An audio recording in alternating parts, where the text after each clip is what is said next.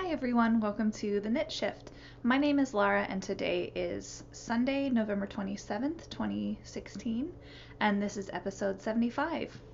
Thank you so much for checking out my podcast today, whether it's your first visit to The Knit Shift or if you've been with me for a while. I really appreciate you spending a little bit of your day with me. This is episode 75, which is hard to believe. 3/4 of a century of episodes. Not exactly, you know what I mean. I can't believe I've made it this far. This is really exciting. Thank you so much for your patience because I did not record last week. I really did miss speaking with you all, and the thing about skipping a week is then you feel rusty. So I am happy to be back. I just didn't have a lot to talk about last week. I didn't think it would be worth my time, or really it wouldn't be worth your time to have a really brief episode. So I just skipped it, and because I skipped it, I have a ton of stuff to share with you this week. My works in progress are all new, and I have a couple FOs to share. So I also have a Thanksgiving recap. Happy Thanksgiving if you are American and celebrated just a few days ago. I hope it was a great holiday, hopefully without too much uncomfortable political talk. Yeah, I just hope you had a great holiday with family. I'll talk a little bit more about my holiday in a little while. Show notes can be found at theknitshift.com. This episode is on iTunes and YouTube, and I would love it if you subscribed in either location. I am on Ravelry as Yarnstormer, and I'm on Instagram as Laura Mahalski, and we do have a group for the podcast. If you go over to Ravelry and search for the groups, on the groups tab, search for The Knit Shift, you will find us. So come on over and join in. We don't have a knit along going on right now, but I do have an idea brewing for a knit along for the end of the year / into January, so stay tuned for that. So I think that's it for administrative stuff. Again, thank you for hanging tight while I did not record last week. I'm really glad to be back with you. I have 2 finished objects to share with you today. Mom, if you're watching, you need to turn this off and skip ahead to the little timestamp I'll put down below. This is your Christmas gift, and I don't want you to be spoiled. So this is your last warning. Please skip ahead to the time below. I finished my mom's Christmas socks. I'm very excited about these. This is just a classic vanilla sock recipe. I'll just hold one here. I knit these toe up 2 at a time. I did Judy's Magic Cast On. I increased every 3rd round and went on up the leg with, I believe, about 68 stitches, maybe 64. So I knit them stockinette up to a given point. A few inches before I knew I would do the Fish Lips Kiss heel. And I started 2x2 ribbing early because I was a little worried that the socks would not have a lot of give around the heel, and I've never knit a Fish Lips Kiss heel for my mom. So I started 2x2 ribbing a little bit early, and then I did the Fish Lips Kiss heel, and the Fish Lips Kiss heel pattern tells you to knit stockinette for about 1 inch above the heel if you're doing it toe up. Otherwise the sock might warp a little, the pattern might get warped in the stretch. It's better to give it a little more stockinette. So I knit about 1 inch of stockinette on the back of the foot and ribbing on the front. You can see these are a little twisted on the sock blocker. Let me rotate them if I can. And I just carried on up the leg with 2x2 ribbing. And I did Jenny's surprisingly stretchy bind off to give them a nice stretchy cuff. So these did not take all of the ball of yarn. You can see they're a little bit short. Frankly, knitting 2x2 rib 2 at a time kind of sucks my soul out a little bit. It's really boring, and I was just kind of ready to be done with them, so I ended them a little bit sooner than I otherwise might have. So I have probably a little less than half the ball of yarn left over. This is Twist Fiber Studio. Let me pull up my notes here.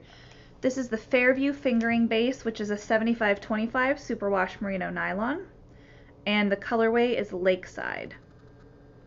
And it's just lovely greens and blues and yellows, and my mom's favorite color is green, so I really think she'll like these. These feel very sturdy, like they'll wear quite well, so I'm happy about that. I bought this yarn at SAF 2015.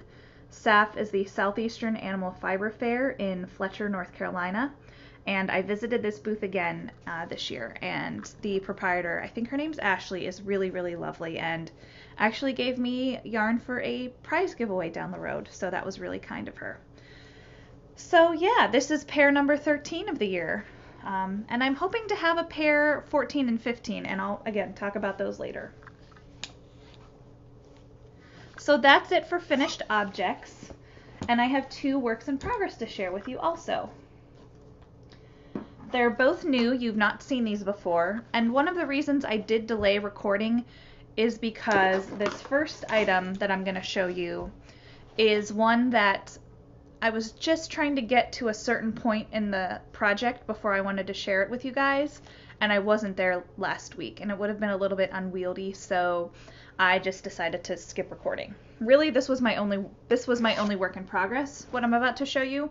I had not finished my mom's gift, and I kind of put the baby socks out of mind, so I just didn't feel like I had enough to share. So but I'm really excited about this. I'm keeping this in a lovely bag made by Marcia, who watches this podcast. This is really one of my favorite project bags. I am so honored that Marcia made it for me, and it's just so big and roomy, and I love it so much, and it means a lot. And the tag, Marcia had attached a sweet tag, and I like it so much that I stuck it in the pocket inside so I don't lose it. So here it is. So I'm knitting a dress design. This is I don't even know the name of the pattern. It's called Little Sister's Dress by Tora Froseth, and I believe she's a Norwegian designer. This is a paid for pattern. It calls for sock weight yarn, and it's a little dress for a little girl, and it comes in sizes from 3 months to 24 months. I'm knitting the 6-month size on a slightly bigger needle than called for, and I'm hoping that that means I will get like a 9-month size out of it. I'm using Madeline Tosh BFL sock in the Mind Creative colorway. It's a 100% British Blueface Leicester. It's 100% BFL, 420 yards in the skein. And this is what it looks like. Oh, of course I'm in the middle of a row. Good job, self. Isn't this just amazing? This is a gift for my niece, of course. This little seam here looks a little funky. I will be sewing and using crochet to make attach buttons here. This is the neck seam to fit over the baby's head. So there's no sleeves to be attached to this dress, actually. It's just a little kind of a nice square yoke, and now I'm in the stockinette portion, and I'm loving this yarn so much. I think it's really fun and just really, really pretty. I love the way it's knitting up with these speckles every so often. There's no rhyme or reason. It's not pooling, and I'm just really, really pleased with it. I'm knitting this on size 3 needles, which is a 3.25 millimeter, and I believe the pattern calls for a 2 to a 2.5, so I did go up a little, as I said originally. So it's a really stretchy yoke because it's kind of a bit of there's alternating bands of reverse stockinette and stockinette, and it was really simple to do. And now that I'm in the body, it's just, there are some increases in the body, but really it's just smooth sailing from here on out. So I'm hoping this can be like a sweet little vest for my niece to wear, or a dress if I have enough yarn. I'll try and make it like more of a tunic length if possible. So I'm just so pleased with how this is knitting up. I just love these speckles oh so much. And the BFL is soft. It's a little woolier than merino, of course, but it really is quite soft, and I do think it will soften up even more when I wash it and block it. So I will probably try and block it aggressively, because I'm all for having knitwear that can be worn, you know, more than just one season if possible. I know kids grow really quickly, but if I can knit it long enough now, it can be a dress when she's a dress for fall, winter 2017, 2018, and maybe it's a vest in 2018, 2019. You never know. So yeah, I'm really pleased with this, and I really focused on this so much over the past 2 weeks, except for when I decided to start on my next project that I'm going to show you. This is another project for my niece, And actually, it's technically a half-finished object because I finished the first one already. I'm knitting my niece an orange, black, and white little socks for when she's probably about a year old, I'm guessing from the length of the foot. My sister-in-law is a Cincinnati Bengals fan, and I had this in my stash, and I just thought this would be perfect. Even though as a Pittsburgh native and a Steelers fan, I feel a little bit dead inside knitting with Cincinnati Bengal yarn, but whatever. The things we do for family, right? So there's no recipe, there's no pattern for these. I just kind of made them up as I went along. I knit them toe up. I started with, I think 24 stitches. Let me double check that. Yeah, 24 stitches. And increased every third round until I hit 40 stitches. And then I just carried on up the foot. I did a fish lips kiss heel. I didn't do any sort of yarn management. I didn't knit from the opposite end of the ball. I just knit the yarn and carried on. And I did 2x2 ribbing on the foot. You know, babies have cute little cankles, so I want the sock to have as much stretch as possible to fit over the baby's feet. So I'm hoping my sister-in-law likes these. Oh, and by the way, I should tell you, if you look at my Ravelry page, you will see that all of my projects for this baby are called Pina's socks or Pina's sweater or Pina's Ohio State sweater. The baby is not being named Pina. Pina is the Spanish word for pineapple, and that's the sort of placeholder name they've given the baby girl. My sister-in-law is a Spanish teacher, and she ate a lot of pineapple before she got pregnant, so they just decided to call the baby Pina, or La Pina, before they even knew it was a girl, and so that's kind of the placeholder name. So we have a little bit of a pineapple obsession in our family now. The baby shower, I believe, is pineapple themed. Yeah, so when you look at my Ravelry page, they're not naming, Pina Mahalski is not going to be a thing. They have a name in mind. They have a few names in mind, but I'm not going to share till they have it decided. I cast this on Thanksgiving on size 1 needles, and I finished it early Friday morning the next day. I just got tired and ran out of time to knit it all in one day. This yarn is Biscotte ECA, which is a Quebecois company from outside of Montreal, Quebec. I don't know the colorway name. I bought this at the store in Quebec. Josh and I went to Montreal on vacation a few years ago, and I think it was 2 years ago in October, and they have a storefront, Biscotte ECA, and I decided to go. I said, can we go? It's only like a half hour outside of Montreal. He said, sure. We had driven there, so we had a car, so we drive there, and no one in the store spoke English.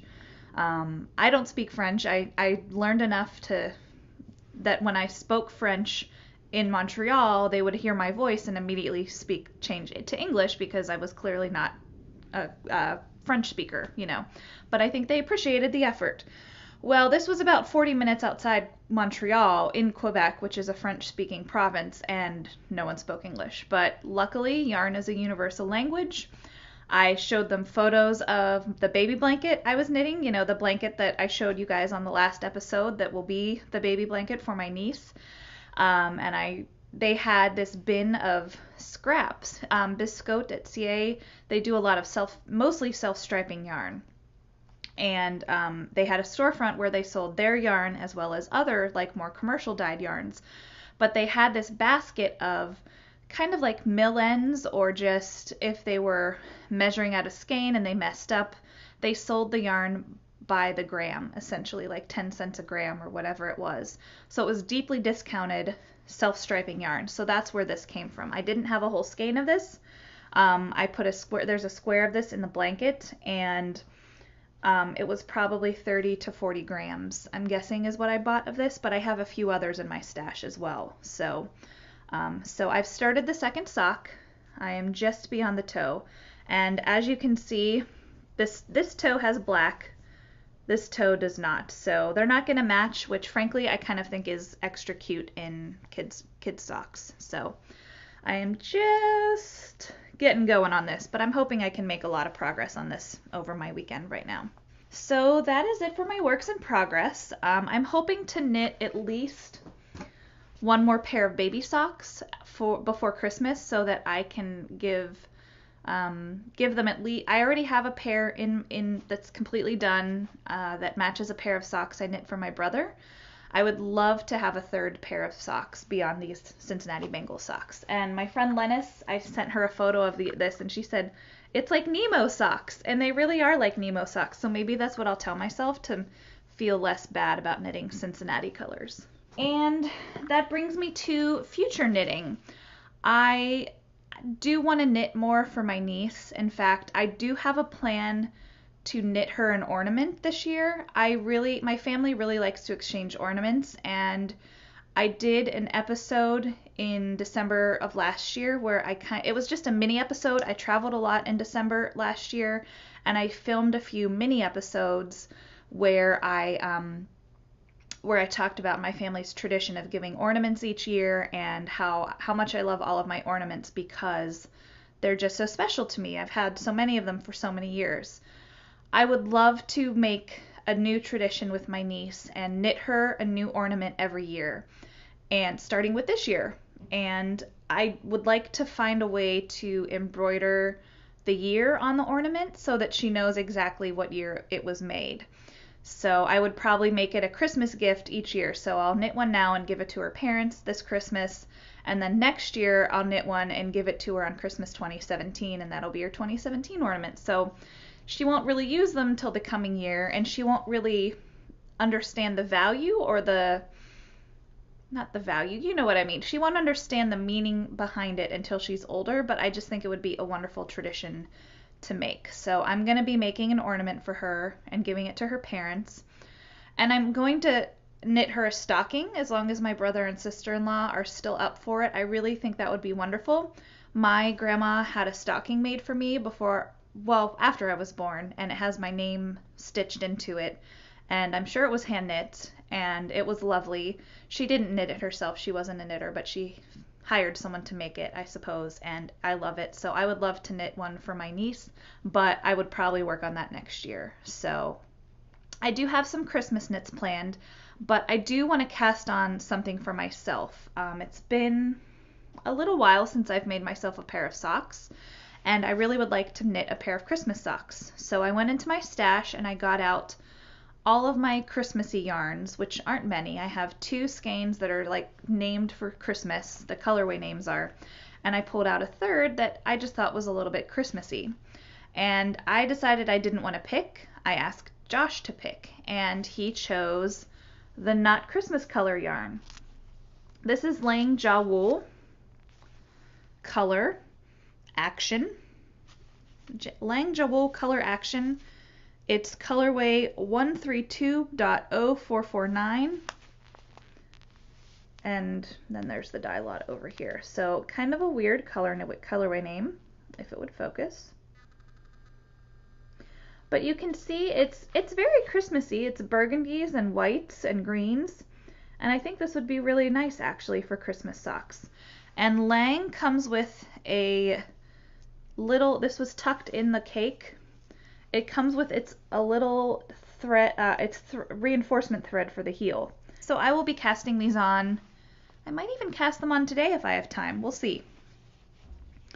So yeah, this is nice merino. It's merino nylon.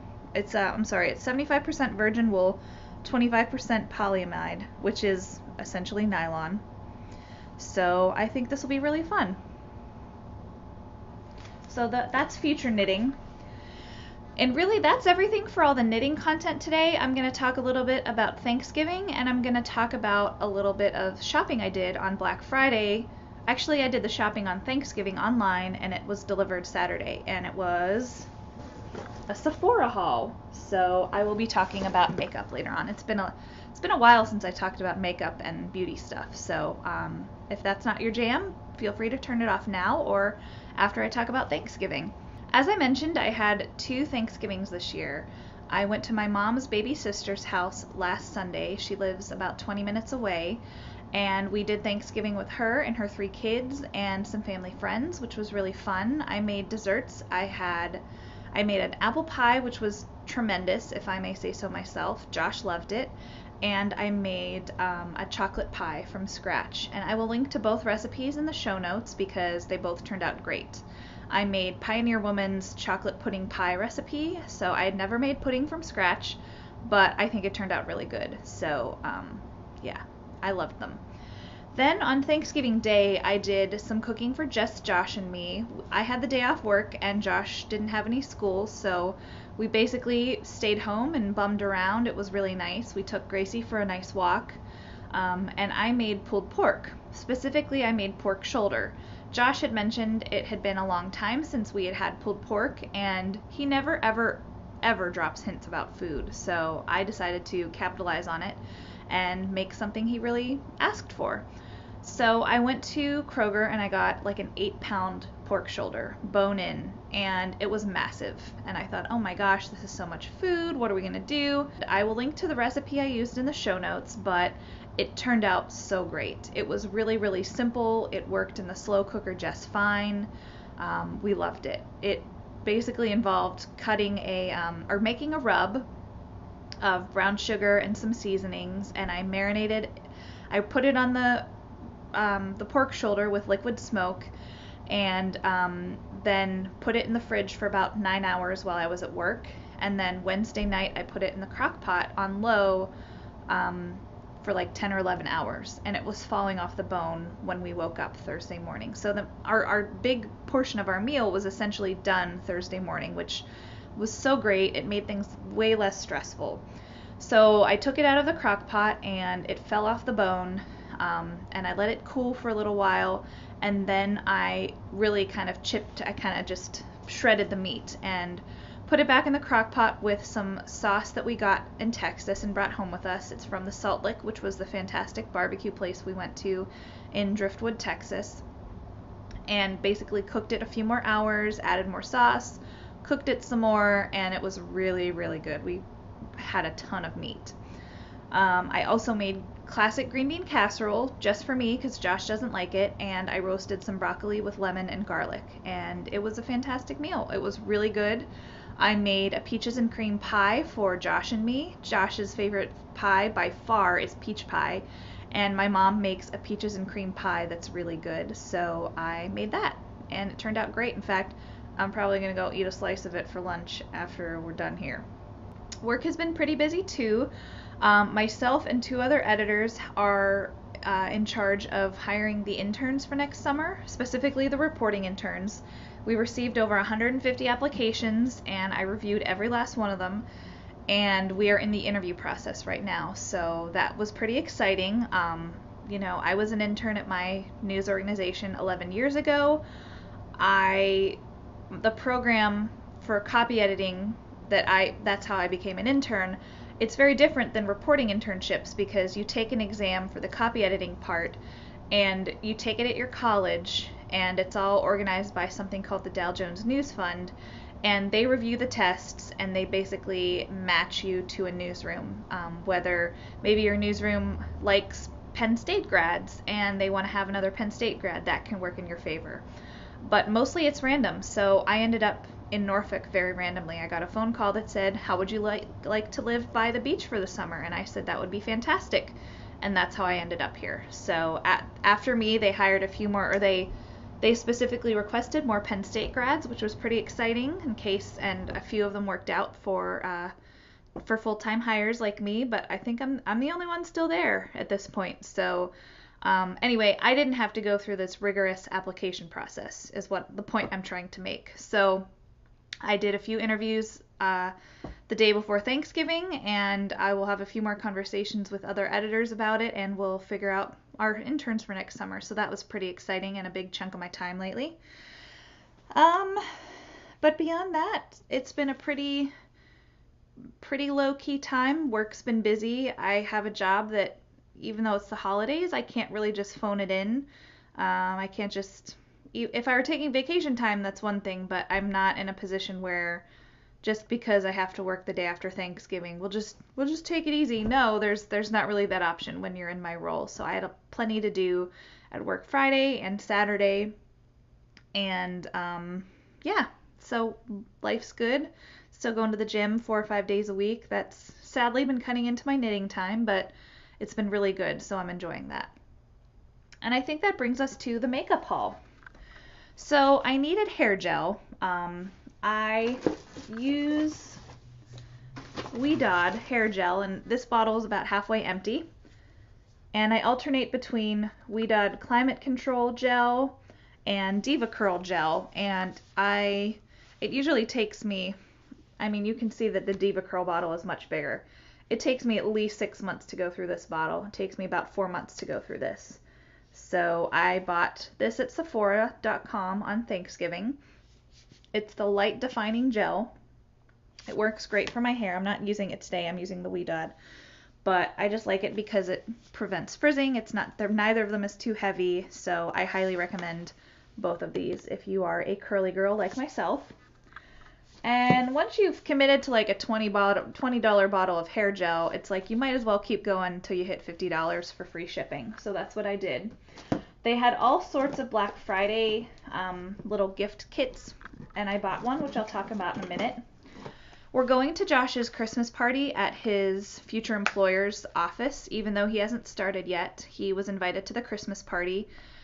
He was an intern there in the spring, so it's not like they don't know him and they just invited him. You know, he knows his coworkers, he knows all the supervisors, so it's a day we're able to go. So it's a couple Saturdays from now, and I feel like I need to up my makeup game for a Christmas party. We don't do Christmas parties in the news business, not like Christmas parties that you're thinking of. So I'm not really good at getting glammed up, so I've been practicing my eye makeup, and I needed some new eyeshadow. So I bought a Sephora palette. This is the Romantics palette, and it is 8 shades, mostly neutrals, but there's this glittery black right there, which is pretty cool, so we'll see. I haven't tried any of these yet. I am always amazed at how fast Sephora ships. I ordered these Thursday afternoon and they were delivered Saturday. So, and I didn't pay for expedited shipping. I don't know where they came from, but it's really close by. I also ordered this face mask that I saw on TV in a waiting room, and these women on the Today Show, I think, used various masks by this company called Glam Glow, and I decided I had to try it. So I bought a kind of a sample size. All the reviews were so positive, and this is the Glam Glow Youth Mud Tingle Exfoliate Treatment. Tingle and exfoliate are all one word on here. I'm guessing it won't focus, but there we go. So I did it last night, and I have to say this works really well, and I will absolutely get probably 4 or 5 uses out of it. So when you think of it that way, it works out to $4 or $5 a use, which is kind of equivalent to a face mask, like those single sheet masks that you see.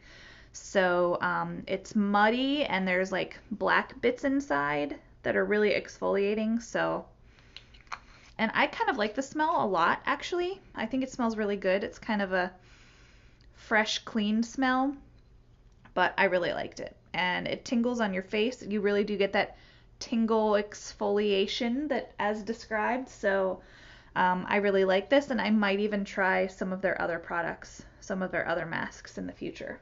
I first learned about YSL Glossy Stains about 5 years ago, and I bought one and I loved it, and I bought a second, and I haven't bought a replacement in 4 years. So it's not cheap, but it's really, really nice lipstick. So I bought the replacement of the color I wore to work the most often. It's YSL Glossy Stain, and it's color number 5, which I think is Rouge Vintage. And I will open it up and get the tube out. So it's this really pretty tube, and this is the color I wore to work the most. It smells really good too. It's this lovely mauve color. Really good and work appropriate. So I feel like it is much better to replace the stuff you really love and not use like 5-year-old lipstick. So there's my line of thought. And last but not least, I bought one of the Black Friday gift sets. Sephora.com was selling, probably they would list 6 or 7 sets for sale, and then they would also list coming later today. So they kind of rotated them in and out until they sold out, which is a really smart way to do things, I think, because then you get people like me who are like, well, maybe I'll just wait and see what else is coming up. So that's what I did. So I bought this $10 Buxom License to Chill 3-piece set. There's an eyeshadow and 2 lipsticks. This is the mini full-on lipstick in Havana. This is the best-selling full-on lip cream in Kir Royale. And this is a full-size Buxom eyeshadow in Bold Bling, which is like a rose gold. And I'm wearing the Kir Royale full-on lip cream right now. And I have to say I really like it. Apparently you're supposed to you're supposed to put the Havana on first. And then you put the lip cream over it. And here's the lip cream. But I mean, this is a sizable tube. This is essentially like a full-size lipstick. So to get all 3 of these, like here's the eyeshadow. To get all 3 of these for $10, that's a really good deal. It's a $34 value. And I don't know if they were just being generous or what. They gave me a second one for free, you guys. What? I think someone just goofed up and gave me a second one accidentally. So I am really excited about this because I really like these colors. But here is what Kir Royale looks like. It's glossy, obviously.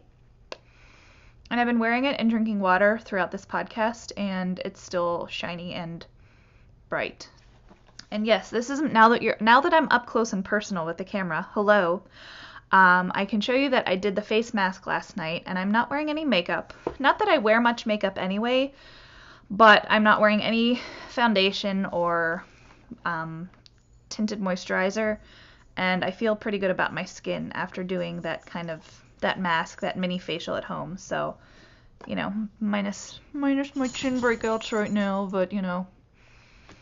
Anyway, so there you have it. There's my Sephora haul, and Gracie has just decided to grace me with her presence. So, I think I'm gonna end this here because just dig the yarn and go anywhere, Grace. You gonna come say hello before I end the podcast? Come say hi. Come say hello and goodbye. Hi.